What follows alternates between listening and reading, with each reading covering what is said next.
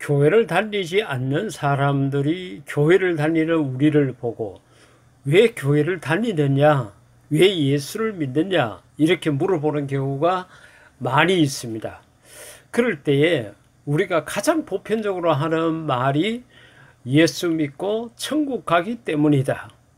또 우리가 전도를 할 때에 예수 믿고 천국 갑시다 이렇게 이야기를 많이 하지 않습니까? 그마치 우리는 천국에 대해서 관심도 많고 천국에 대한 믿음도 있습니다. 성경에도 보면은 천국이라는 단어가 37번 정도 나와 있는데 그 가운데 36번을 예수님께서 하셨고 또 그 모든 기록들은 거의 다 마태복음에 있습니다. 단 한 번 바울이 디모데 후서에서 천국에 대해 가지고 언급한 바가 있을 뿐입니다. 마태복음 13장 가운데 보면은 예수님께서 천국에 대해 가지고 여러 가지 많은 말씀들을 하셨습니다. 7가지 정도로 흔히 우리가 말한 대로 비유로 말씀하셨습니다. 천국 이런 곳이다. 한두 가지로만 말씀하시면 되는데 왜 이렇게 다양하게 7가지로 말씀하셨겠느냐? 천국이라는 것을 사실적으로 믿기가 어렵습니다. 그리고 또 우리가 이해하기는 더 어려울 수 있습니다. 눈에 보이지 않고 손에 잡히지 않고 지구에다가 천국 모델 하우스가 하나 있는 것도 아니고 하니까 더욱더 그렇습니다. 하지만 우리가 예수님을 믿는 사람으로서 분명히 천국이 있다는 것을 알아야 합니다.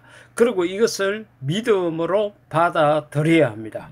오늘은 마태복음 13장 44절에서 46절까지 말씀을 통해서 천국을 아시느냐고 그렇게 제목을 정해봤습니다. 하늘나라는 밭에 숨겨진 보물과 같다. 밭에 숨겨진 보물. 여러분 밭에 어떤 보물이 있습니까? 산삼이 보물일까요? 삼삼이 건강에 꼭 필요한 사람에게 있어서는 그게 보물이 될 수가 있습니다. 하지만은 예수님 당시 이때는 금융 시스템이 제대로 구축되지 않는 그런 시대였습니다. 그렇기 때문에 돈이 있어도 맡길 은행이 없고 내가 돈이 필요해도 금융기관을 통해서 돈을 대출받을 수 있는 길이 없었습니다. 하지만 이때 돈을 많이 가진 사람들은 그것을 가져다가 단지라고 그러죠. 우리가 장독이라고도 표현을 하는데 아니면은 또 상자 같은 데다가 실제적으로 그 돈이나 보물을 담아 가지고 자기 자신만 아는 곳에다가 숨겨두거나 땅에 묻어두는 경우가 허다했습니다. 그러니까 땅에 묻어두는 경우가 참 많이 있었는데 왜? 사람들에게 흔히 들키지 않기 때문입니다. 그런데 이렇게 숨겨놓고 어디에다가 놔뒀는지 나중에 정확하게 알지 못해 가지고 찾지 못하는 경우도 있고 또 이곳저곳 여러 곳에 숨겨둔 사람들은 내가 어떤 곳에 어떤 보물을 묻었는지를 다 기억하지 못해서 방치된 것도 있고 또 어떤 경우에는 그것을 가족들에게 이야기하지 않고 있는 상태에서 죽어버릴 수도 있습니다. 그럴 때는 주인 없는 것이 됩니다. 그런데 여기에서 밭에 숨겨진 보물이라는 것은 바로 주인이 없다는 거죠. 근데 그 밭에서 일을 하는 사람이 어떻게 밭을 갈고 일을 하다 보니까 어떤 단지가 하나 나왔고 그 속에 보니까 보물이 들어 있었다는 것입니다. 그래서 이 사람이 어떻게 하느냐? 그것을 발견하면 다시 감추어 두고 이것을 뭐 파출소 가서 신고하고 이게 아니라 그러한 곳들이 없으니까 이걸 감추어두고 기뻐하며 돌아가. 여러분 보물을 발견한 사람의 기쁨과 즐거운 감격 그건 이런 말로 다 할 수 없겠죠. 그래서 가진 것을 다 팔아서 자기의 소유물을 전부 다 팔고 모자라는 것은 빌려서라도 그렇게 해서라도 그 밭을 산다. 왜 살까요? 밭이 문제가 아니라 그 속에 보물이 있기 때문에 그렇다는 겁니다. 45절에는 아름다운 진주를 구하는 장사꾼과 같다 이렇게 말씀하시면서 그 장사꾼이 값진 진주를 발견하게 되면은 그도 모든 것을 팔아가지고 그 진주를 샀다 이렇게 말씀을 하셨습니다. 그러니까 밭에 숨겨진 보물을 발견한 사람과 아주 값진 진주를 발견한 사람의 특징이 뭔가 하면은 가진 것을 다 팔아서 그것을 자기 것으로 샀다는 바로 그 이야기입니다. 보물이니까 거기에 자기의 모든 것을 투자해 가지고 그것을 자기의 것으로 만들었다는 바로 그런 이야기입니다. 그렇습니다. 우리가 어머니 뱃속에 한 10개월 그리고 이 지구상에서 한 100년 이렇게 살다가 우리는 예수 믿는 사람들은 천국 가고 그렇지 않은 사람들은 지옥을 가게 됩니다. 그런데 그 천국이라는 곳이 있다고 확신하는 사람은 이 땅에서 좀 못 먹고 못 살고 걱정거리가 있고 그렇게 하더라도 그것을 능히 잘 극복할 수 있습니다. 내가 지금은 이렇게 초라하게 살고 힘들게 살고 고통스럽게 살고 마음이 편할 날이 없지만은 잠깐 이 세상을 살다가 내가 천국에 들어가게 되면은 거기서는 우리 주님과 더불어 영원히 살게 되고 그곳은 이루 말할 수 없이 아름다운 곳이고 병드는 것도 없고 그곳에는 걱정 근심 염려가 없고 평안과 하나님의 은혜가 있을 뿐이다.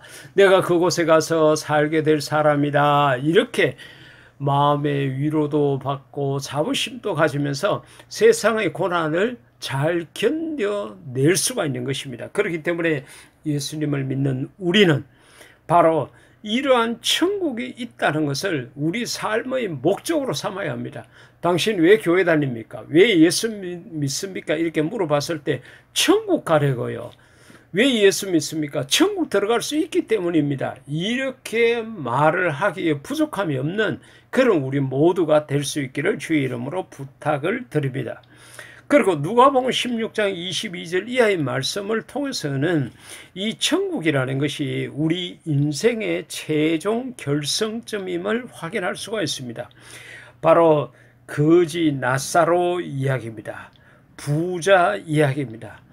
부자는 매일같이 잔치에 참석하고 거지는 먹고 살기가 어려울 뿐만 아니라 몸에 건강까지 좋지 않아 가지고 부잣집 문 앞에 있었습니다. 그리고 개들이 와서 그의 헌들을 핥을 만큼 그런 건강 상태, 위생 상태가 좋지 않았습니다. 그런데 그 부자가 죽었습니다. 그렇죠. 우리 모두가 다 이 길을 갑니다. 근데 죽어가지고 결국은 그는 너무도 뜨거운 불꽃 가운데 들어갔습니다. 그래서 그 속에서 손가락 끝에 물 한 방울만 찍어가지고 내 혀에다가 떨어도 시원함을 느낄 수 있겠다고 느낄 만큼 힘든 곳에 고통이 있는 곳에 갔습니다. 그리고 부자는 죽어서 아브라함의 품에 안겼다고 그와 같이 이야기를 했습니다. 그런데 그 지옥의 불구덩이 속에서 이 아브라함 품에 있는 거지를 보고서는 그 아브라함에게 부탁을 합니다. 내가 너무 여기서 괴로워서 죽을 지경이니까 손가락 끝에 물을 찍어다가 내 혀를 시원하게 해달라고 요청을 합니다. 그러나 25절 가운데 보니까 생각해보아라. 너는 살아있을 때 좋은 것을 마음껏 누렸고 나사로는 온갖 괴로움만 겪었다. 하지만 지금 나사로는 여기서라는 것은 아브라함 품이요. 나중에는 결국은 천국을 말하는 것입니다. 여기서 위로를 받고 너는 거기서 고통을 받고 있다. 세상과는 정반대되는 그런 모습을 이야기하고 있습니다. 천국은 우리의 영원한 결성점입니다. 천국 들어가기 위해서 우리가 노력을 해야 된다는 거죠. 사랑하는 예청자 여러분, 천국이 우리 눈에 보이지 않고 손으로 잡히지 않지만은 하나님의 말씀을 통해서 이 천국은 분명히 있다는 것을 우리가 알 수가 있습니다. 그러기에 우리가 천국을 소망하며 살아야 합니다. 이 땅의 코로나19와 수위를 비롯한 여러 가지 어려움들이 있지만은 이 어려움 속에서도 천국에 대한 소망을 가질 때에 이 어려움을 능히 잘 극복할 수 있습니다. 오늘 이 말씀을 통해서 천국에 대한 소망을 더 크게 가질 수 있는 그런 저와 여러분 될 수 있기를 인류 최대 멋쟁이신 예수님 이름으로 축복합니다. 아멘.